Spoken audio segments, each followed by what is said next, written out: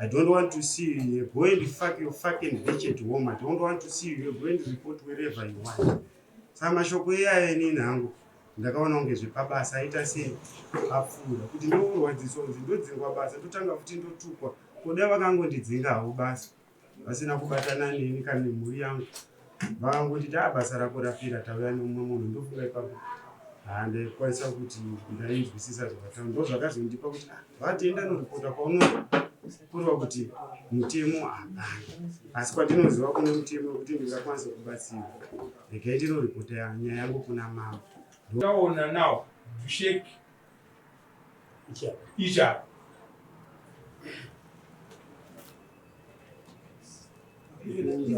God.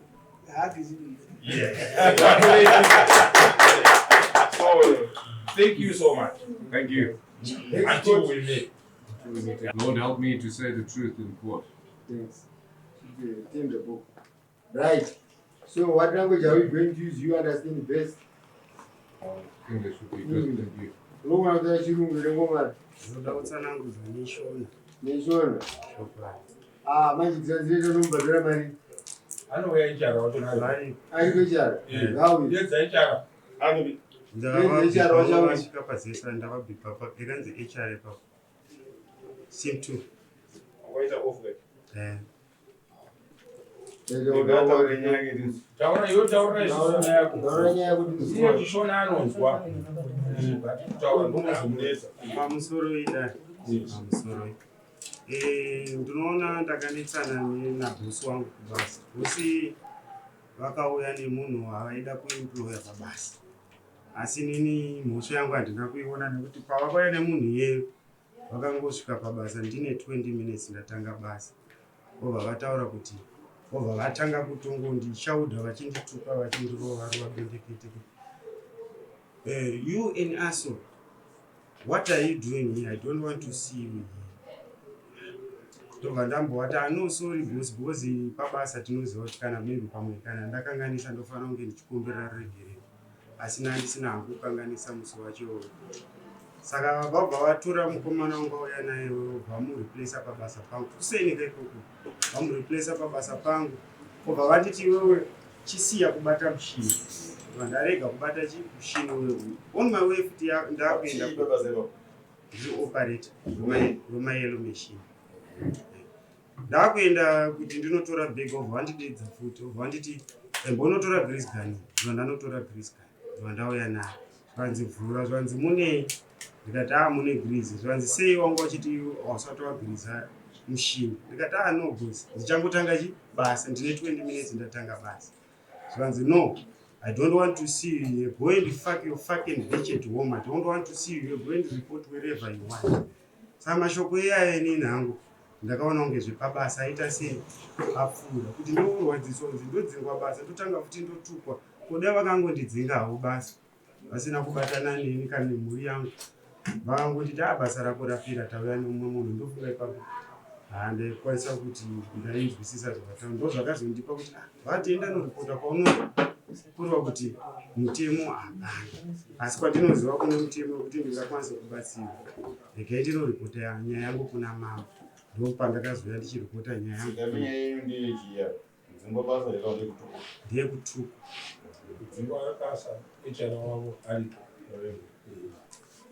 So what's your name, Mr. William. Mr. William? Yes. You know this guy? Yes. He happens to be your worker, isn't it?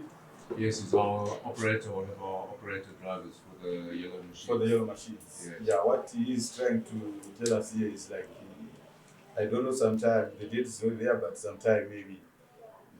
When was that? Didn't you papfura pane kwakwanisa 1 week man. Maybe sometime a week ago, you came with you brought another employee, isn't it, to replace this guy? No, he was a hired contractor.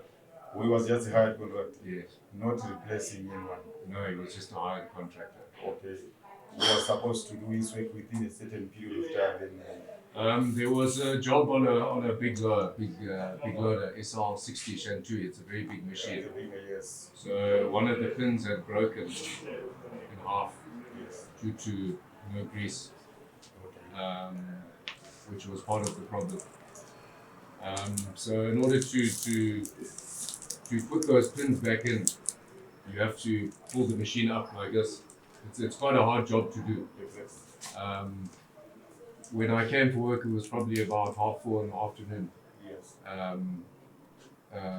Teacher owner over here was trying to do this job and was failing. I could see he'd been failing for about 40 to 30 minutes, and he was also damaging the machine at the same time. So I said, please, can you get out the loader? You're clearly not able to do the job. So please, in order to not damage the machine further, please, I will get someone To do the job. who can do the job. So, and I said, I will bring him in the morning. So then as I brought him in the morning, the instruction was not to touch the machine after that, because I wanted to see the job done under my supervision in order to prevent further damages. And when I arrived in the morning, I see the machine had been touched again. And under whose instruction, I don't know. I wasn't there, so I don't know who touched the machine or what happened. The previous day you told him not to continue with the machine. Yes, I said this machine must be here, no one must touch the machine. And so that loader driver was initially brought there just to be hired for about an hour to do that job. And then that's when I proceeded to Rasta and ask him a question, why is this machine being touched? Because you gave an order Yeah, the previous just, day. Yeah, That it should and be then untouched. that's when I asked him, because the previous complaints came from my mechanic for the loader that the machine's not being greased by teacher owner. So that was the complaint that came in. And then to my findings, now the loader pin is snapped in half due to no greasing. And then I asked him in the, sorry. Okay, on that part, I think maybe it is been understood. Yeah. Then there's another part now. Yeah, so this is the next part. So then he's now on the TLB, so I called him and I said to him, have you greased the machine? And he said, I haven't greased the machine because there's no grease. And we have a protocol in the morning where the machine must be checked. So I said, okay, well, let's go and see the grease gun in order to see if there's no grease or not. So there was a full tin of grease in the workshop. Yeah. So then, it's like a couple of incidents now. So I said, all right, well, obviously there's a bit of argument and a bit of emotion involved, but Because of the negligence. yes, and maybe I spoke a bit harsh when there were other people around, which I can say that probably wasn't the right thing to do. And then I just said to him, please go to your room, because obviously he stays on site. I said, please go to your room, relax there, don't do anything, just, you can sit there and I will contact Vine and we will contact you and then we will sort the matter further. The thing of talking about his wife and using that language, no, I didn't use that language. I don't know the status of Rasta's marital affairs or girlfriends or anything. So I don't see why I should be saying things like that, and I didn't say that. Nawe vanapa murume uyu ari kutsanangura kuti pakaita dambudziko remishini shamwari pakaita mushini wawaifanira kusenzesa then makakundikana kuti mushini uyu ushande handizivo because of some reasons then ndokumva ati ino mushini ngochiri kugara wakadaro then tozoona kuti toita sei mangwana pfungwa yake yayekuti patsvage umwe anogona kuopareta kana kuti anogona kuziva kuti chii chiri kuitika mamafunctions or whatever. Then paakauya mangwana acho akawana mushini watovatembati uchiva kuti pana vanhu vanga vakuto asi pamboiswa order previous day kuti musabata mushini. Ndo zvakaitika here. Ndipindure Hatinoda kutsanangura sezvo. Ndo zvakaitika here. hazvisiri izvo zvakaitika. Womira kana womira. Ndokumva pazobvunzwa naweGreece pakazoita kuti ave emotional. Pakazobvunzwa naweGreece kuti pabasa pane Greece here. Kwanzi makati hapana Greece ndizvo here. Haipo kwako. zvese zviri nemaidzi. Then ndokumva pazoendwa workshop kunotsvakwa grease ramamamboti aripo. Ndomva grease ramawanikwa workshop grease roro riripo rakatowanda. Now yakaitika mambo pamusoro edare. Aiwa, zvekutsana kwazvakaita nangu. Ndokumva grease rakazowanikwa kuti riripo. Pakuzowanikwa kwegrease kuti riripo ndo maybe pakawawo murume uyu akangova that emotional sepabasa kuti basa mufani kudaro maybe mukumusaboteja whatever nenegligence ndo pakutaura pamakaita kakutaudzana pamakanzomire basa nekakutaudzana asi ari kuti mashoko ekuti faki wake watota kwanzi iwaya ndinakuvataura because handiziviwo marital status maybe kuti wakamira sei, so ari kuti mashoko iwayo handina, asi zvekuti pane kupokana kwakaitika ari kubvuma kuti paripo pakupokana kwakaitika pana uye kunzi grease hapana iri pamusoro edare. Zvavari kutaura zvemushini wakanzi usabate. Inini handishandendirwani pamushini, tinoshanda tiri 3. So nguva dzavakauya vachinditi mushini usabate, inini ndatochaisa basa, ndanga ndatopedza basa na6 manheru. Umwe wangu waipinda inini manheru. Ndakamudza kuti no, vose vati mushini usabate. Saka iye manje nekuzoti nemunhu angapinda pabasa akanobata mushini. asi wakabatwa kamushini. Wakabatwa kwete inini. Aiwa, hatisi kuti nini. Wakabatwa. You understand what we are trying to say? Exactly. Saka usaramba kuti hauna kubatwa kamushini. Wakabatwa. Imi munoshanda muri kaka. This is what we are. Because you have to be very honest with the court. Sure. Chakaitika ndechekuti bosi vakapa order kwauri iwewe. Iwe nevamwe vako, there are 2 other people. Umwe you were supposed to tell kuti no mushini uyo ufana kudii ufana kubatwa. Bosi vauya the next morning ndobva waona mushini uyo wabatwa. Ava vanga ndivani vanofana kuona kana mushini uyo wabatwa iwe figure out who is he supposed to ask. Vaifana kubvunza ani avo? Vaifana kubvunza inini. Vobva vandibvunza, ndikavapindura kuti handisiri ini ndabata mushini, ndikopareta nini nekuti ndandachaisa. Ndavapindura kudaro ndipo vakatanga kupopota. Vatanga kupopota, instead kuti vapopotere munhu akabata mushini, vakatanga kupopotera inini. Vakandituka zvekutaura kuti ndosaka wakaremara ziso rinotsanga, ndosaka yo go and fucking bitch, I don't want to see you here, you are an asshole. Ndichoudziva ini vanhu varipo, handingataure zvokunyepa pamberi pedare. Ndo zvinhu zvakandipa kambani ndine DHR kambani ndine 5 years 6 years ndishandira kambani. Handina mistake yandakaita yekuti ndingakanganise kuti ndarovha kubasa, ndauya ndakadzvakwa, ndatadza kuripota on duty. HR varipo vanonowitness. Handisati ndamboripota nyaya yekuti tinonetsana pamabasa, mitemo yebasa yatinoshanda nayo. Asi kana zvazopfuura zvebasa, ndosaka makandoona ndasvika kuno. Ndine makore ndichishanda nawo, ndinobvira ndaita problem. Chero ndikakanganisa vanotitongera kubasa chipera. Unoona kuti yama yangu inini ndikufunga kuti uyu kana kakutuka uyu anga ari wrong. Handiti. But at the same time, you also have to agree on your side you are wrong again. Because you were the one who were told. But you have to instruct some of your workmates. That to instruct. Yes. But your instruction haina kuzofollowed. But uri waipiwa. Ava vaikwanisa kuzobvunzana hapana kunangana newe. Vainangana newe because ndiwo wanga wasiyiwa baba. Unoona kuti ndikasiyiwa babasa. Ndikasiyiwa izvo panapa vachibuda. Vachiisira kuita zvakati pakakanganisika muno. Ini ndapiwa task ndinouya ndichibvunzwa. Kana kutotukwa ndinofandotukwa because ini nditatokonawo kutoti basa riri saitika. Because iwe munhu waifana kumudza usabata mushini. Kana uriwo waudziwa waigona kutodzokera nguva yako yekuchaisa iwe zvati tiri kupesana. Uyu anozoenda akanobata ndindasigwa information. Waifana kutodzokera kubasa. Unoti wakomana uyu mushini ngaurege kudini? Bosi vati kuda kuzogadzira. Wapanzwisisa? So on that one, ipapo vanotombonya nekuiwe munhu ane nharo. On that one waifana kutongo because pabasa iwe ndiwa instruct. Waifana kutongoti aiwa noipa bosi ndiye urombo nezvadii nezvaitika. I think uyu munhu wandataurira haana kubata shoko rangu serious. Nezvaitika asi nokuti zvinotsamwisa pakuti ava ndo vana vachibuda mari dzine expenses whatever. Asi iwe ndiwo kuwa instruction. Zvinhu zvavanhu zvinomira zvakanaka. On that part I think yaikufanira kutongonzi aiwa no pakakanganisika. ini shoko rangu harina kufamba rikanzwika mune zvakanaka.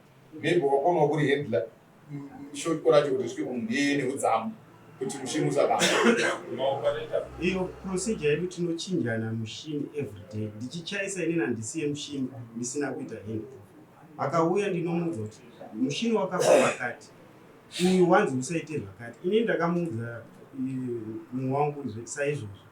Ndamuudza saizvozvo even pavakandibvunza kuseni bosi ndakavaudza kuti no bosi. Inini mumwe wenyu ndakamuudza asi handisini ndakabata Aisha. Maybe maybe. Pamwe zvingopanations, I don't know how you work. But maybe mungango an idea of what actually happened. Okay. Yeah, maybe ndikagona kutangira kana pamuri kutaura ipapo pemushini wacho. Ndatangira panhau yemushini because inanenge ari mareports nenisiri pangu. Patadzika kuita basa racho ndaida kuitwa racho according to boss wake. Instructions zveshuwa akaita mbere kuti mushini ngawaita ngauchisiwa wakadaro. Pachange over yari kutaura kana akatsanangurira wacho akauya kuzoita take over. It's either iye wacho haana kuteerera kana kuti akatoita muzikanzwa because iye wacho futi kuzomubvunza after ndazotanga kuzwa nyaya yacho iye anoclaimawo kuti handina kuubata mushini. Meaning to say kuti panga patone a bit of malice because pakazenge patoonekwa kuti pane zvakanganisika. Wacho akabata according to him. Iye wacho akatoti handina kutomubata. Saka at the same time pakubvunzana pache ipapo I think pakazoagitator boss wavo is kushaya clarity yacho pamwe dai akangotaura kuti no zveshuwa ndindaubata nandisina kunzwisisa probably nyaya yaigona in terms of kutadza kunzwanana kwangaitika panyaya yemishini. Alright. Then uyu murume uyu ane nhau yekutuka kwaakaitwa mamusipo futi. Pamareports enyu anotwa chii? Report yekutanga yakatobva kwaari achindifonera paanga amire basa nabosi wake. Saka ndobva ina akangondisanangura kuti ndanesana nechi ndanzi ndimire basa. Ndobva kuti ino handisi around but it's not a problem. Iwo ita se garako kumba. Ini ndoya ndozoita se tozogadzana naye ndasvika ndanzo. Saka the next stage ndakabva ndazotaura nabosi wake achida kubvunza kuti ko chii chaiti. Ndobva nditsanangura like matsanangura angu ita paoperations acho kuvhiringidzika kwangaitika basa kwacho. Saka ndobva ndangoti still it's okay. Ini ndichandoya toita se togarisana pasi because kwandiri yanga ingori labor relation issue yakadziriswa ende iye haana ududzo hwake kuti pane maissues ati kudaro pakusvika pakutukana. So inini handishandire full time I come iko. So ndakamuti ini kana ndauya ndokudaidza toita se tosangana. Ndobva ndatomufonera ndichida kuuya I think the following Monday yacho. Ndobva ndakundikana kuuya. Ndobva ndangomutsanangura it's not a problem because issue ini ndindaka kuti ugarako kumba. Saka you're still on the payroll. Tuta resolve nyaya yacho. Saka ndazouya kuzoda kusangana naye I think it was last week but one. Musi wazosvika Simon. Ndo wandikazomufonera ngati no nda on the ground. Uya titese ti resolve nyaya yayi. Ende ipapo nyaya ndandi kutaura nezvaya ndanga ndanzwa nyaya ngeri nyaya yawo yemishini. And even my investigations anandaita on the ground. Angari my issues ekuti no zveshuwa mishini yainzi haisikugiriswa girisi rakazowanikwa riripo ndo my issues are related kune labor matter yandanga ndinayo at end ndo yanga iri padiagram. Saka pandikamufonera ndichimuti auye because ndanga ndauye akazotaka kudelay achiti amunotoshecheretka but ndiri paprocess iyo ndipakabva pasvika muchitwa mangu nenotification. Saka after ndaona notification then ndakazomufonera futi ndichiti ko rasta issue iyi haisiriyo issue iri yatira kuti tese tigare pasi toonesana yakubva nekutwa mangu. Ndopakadzi kuti iyi nyaya iyi it's personal haisinei nezvebasa inyaya yekutukwa kwandikaita. Ndobva ndatomubvunza fedha kuti wakatukwa kunzi kudii. He was not at liberty kudiudza wake ipapo kuti akatukwa. Then kuzobvunzawo vari around kuti pazvikaitika mashoko akabuda kuna William achituka Rasta kune vanga vari around. Unfortunately hapana ari kugona kudumidza it can either be intimidation because vamwe vacho vari kudai isusu pekuzodzidza kuzorwa mashoko hapana hatina kuzvinzwa hatakangonzwa achingotaurwa kuti why did not Greece siya machine enda kuroom kwako ndo mashoko. Saka naturally vamwe vanhu vari kungotaura mashoko. I just want to talk to Mr. Williams. after all this have happened, because I know you got irritated with what happened, the greasing of machine and the tampering with the machine. Yeah. And so on that particular day, I understand you were so emotional. So what I want to the clarity from you, of course, if someone is angry, you may say something. That much I understand it. Even myself, even if I got angry, there's something that I can say. Of course, which maybe I may regret later. It is because of such things.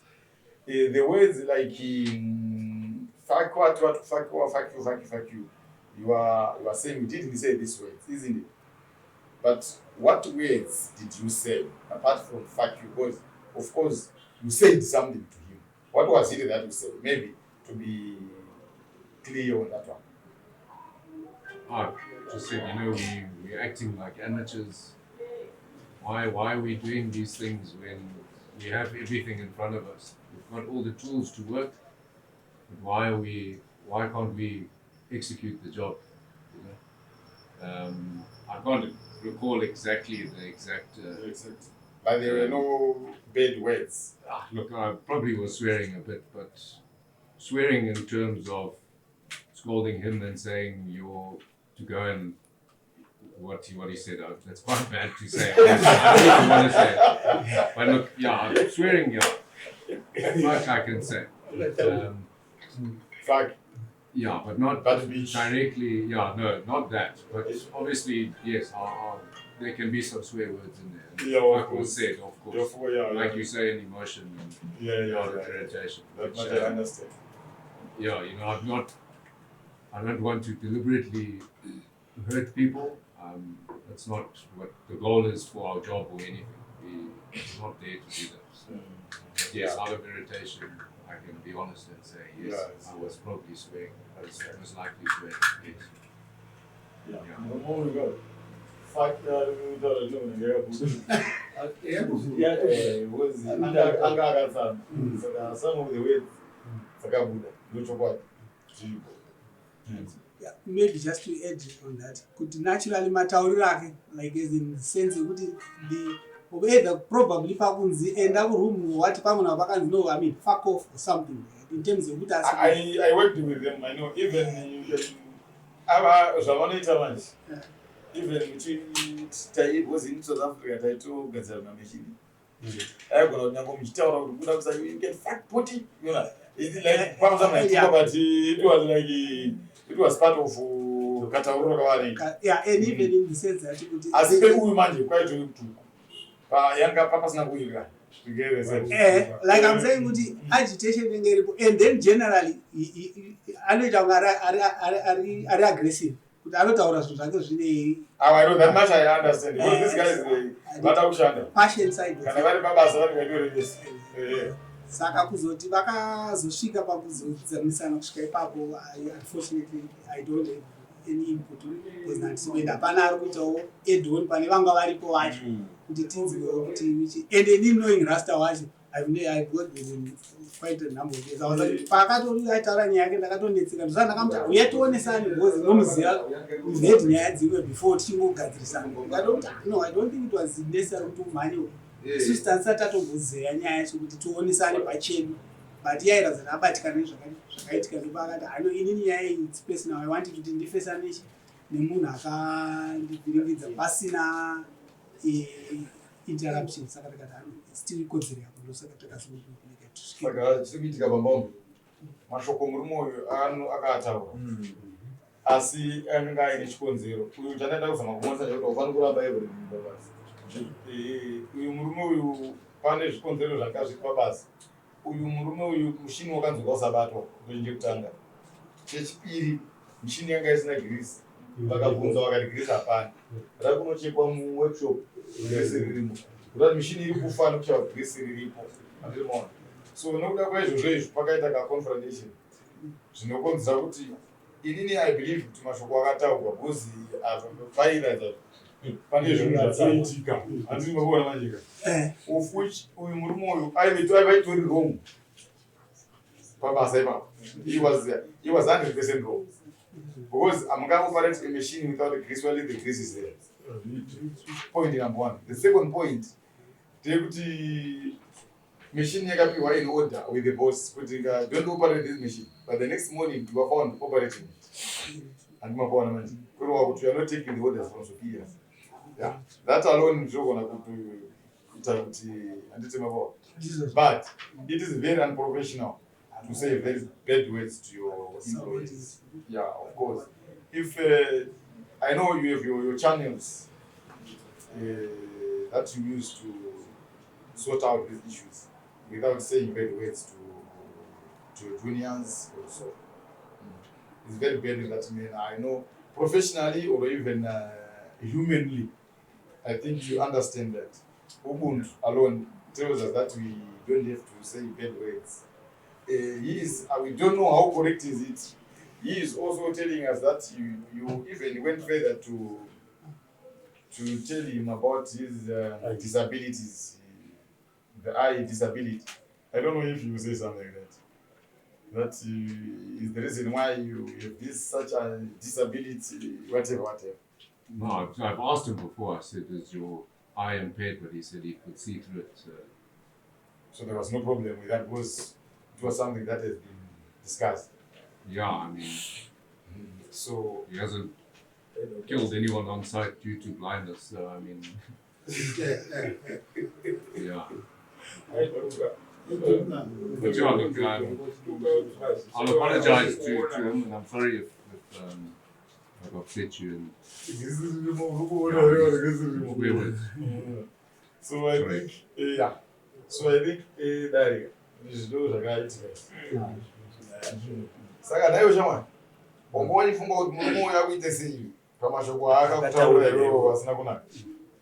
Ndini hangu ndibhosi wangu handina chandinokwanisa kuita kwaari pasi zvekuzopinda muupenyu kuti vanonotuka nemudzimai asina kutsvaka basa haipapa pane apasi Serera unzwe baba. Mvunzo unzwe. Hauna mvunzo. Ukabvunzwa upindure. Hatiri kuserera iwewe. Vantu unofunga kuti deo zvaimwe. Pamashoko iwayo. Mashoko wakataurirwa. Ukufunga kuti uitirwei? Anofanira kubhadhara. Chi? Handizivi kuti chii chinobhadhara. Aiwa kai ndontaurawo ndipwe. Tikadaro hatina zvatinobvunza. Abvunzwa namambo pano kuti uri kufungei. Apindura ndoda kubhadhara. But handizive kuti value yandingabhadharwe chii. Akudzorera nyaya kudare. Dare rine right rekuchita no kana zvinhu zvakadaro zvakaitika. Kuti ngapaitwe zvakati. Kuti tirambe takamaintaina their friendship. They are going to work together as from today. Vachienda chiikuti. Yes. Kuti unoda kuti paitwe sei. Nda pamufana kukumbirwa sori la bosi. Kana kuti toda kuri. Okay. No, it's fine. So I think they can just give us maybe 10 minutes. I'm going to move out for 10 minutes to the presentation. Teacher, I think you can also for 10 minutes. We will discuss outside judgment. 10 minutes. So, teacher, Madzoka, isusu chishuwo chedu ndechekuti kana panhu panenge patadzirana vanhu umwe kana achichema mutemo wedu unoti atadzira umwe pakatadziranwa panhu ipapa but chinhu chakanyanya kunoipa pachiri kuona kwangu pakaita vamwe vanogona kunge vari kunze matauro anga achiita mukomana uyo anonzi tichawo nenhau yabhosi wakewo vanhu vari kuratidza kuti nyange dai vaitotaurirana zvataurwa nachangamira vanhu vaitotaura vakatopedzerana vakawirirana. So isusu chishuwo chedu ndechekuti varume vanenge vatadzirana zvisazoita advantage yekuti zvizoendesa umwe kumba tozofunga kuti munhu akazodzingwa pabasa pamusaka pekuti akanga akomplaina kuti atadzirwa hatizofara sadaro. Isusu expect kuti kana vanhu vatadzirana vanoita reconcile vogarisana votove varume. So isusu kunauya maonero ataita pakatauriranwa mashoko atingati mavhulgar words ataatambire kuti vanhu ndambotaura infect pataitaurana tiri panze paya kuti makanda bedzi anogona kusiyana but tiri vanhu tese.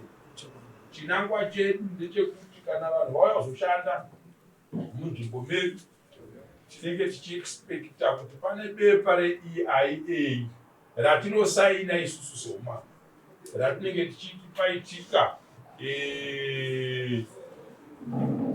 job creation yaitwa mudunhu medu. Mudunhu medu muchange musina mbavha. Mudunhu medu mhondi dzichaita shoma nekuda kwokuti tapuhwa basa rekuti vana vawane chekushanda. So mhosva yakadai tinosibhadharisa mombe kana tasvora but tazoona kuti vanhu vachona kutaurirana kwamaa muchiita zvikadai tanga tichigutsikana kuti vanhu pakangoita mamisunderstandings maybe dai vakawana akavapa mukana wekuti endai mugare pasi mungadai makataurirana. Saka tinoda mbudzi 4 kuti Williams abhadhare mbudzi 4 kana kuti 35 times 4 mbudzi. Atinoti kuti zezuru isusu makuku sorry hama yangu ushamwari hwedu hahungapere nenzira yakadaro. Handiti mawana wobhadhara mbudzi 4 nehwai yamambo nemashoko iwayo kwamambo manje anenge akunzi aiwa chibhadharai hwai yechenuro yekuti aiwa mukuru mambo havangazofara kuti mugarisane makadii makadaro. So 35 by 4 metsi 140 nditika kureva kuti kana kuri muchizezuru kwedu imbudzi imwe chete nehwai. Saka ndozvatoda kuti abhadhara then wobhadhara hwai $100 kudarira mambo. Saka kureva kuti $240 zvese zvakadaro. Kuinzwa HR ndainzi ndaita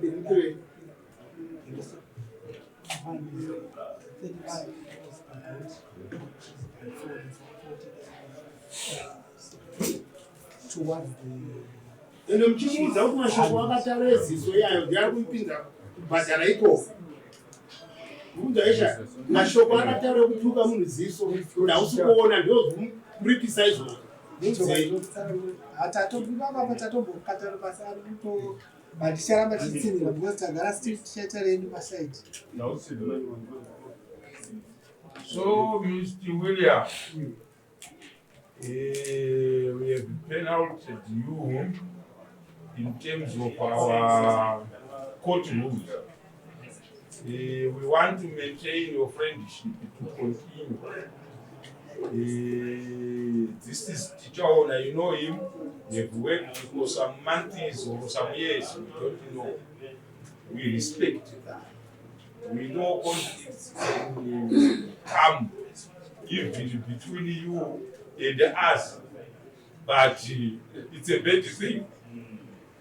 So we think as from now you are men. We want you and teacher owner now to shake each other.